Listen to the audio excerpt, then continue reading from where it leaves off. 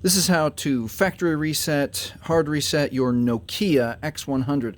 Let's first go over the wrong way to do it because it is on the internet, and the fact is that you cannot factory reset your Nokia from the external buttons. Let's learn. Okay, first I'm going to power off.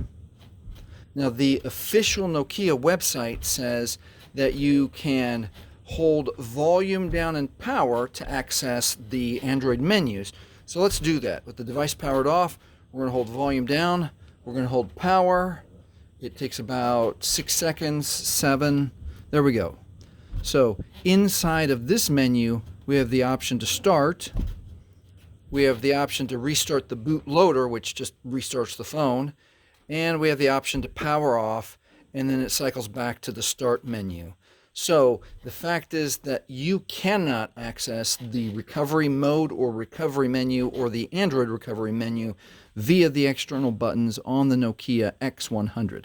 So let's start the device and let's get into the phone and show you exactly how to factory reset your Nokia X100.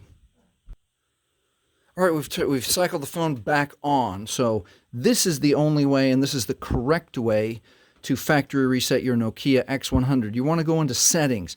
Most of the time I like to scroll down and get into settings this way and look for the gear right there. Now it's very simple from here. Once you are inside settings, you're going to look for system. Touch system, and inside system you're going to look for this advanced, and you'll see reset options right here. So let's touch that. So in the reset options, it's going to expand, and we're going to touch reset options again.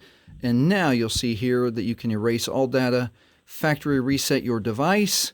It gives you the instructions on what happens, and you can confirm there. One more time, it asks you to confirm.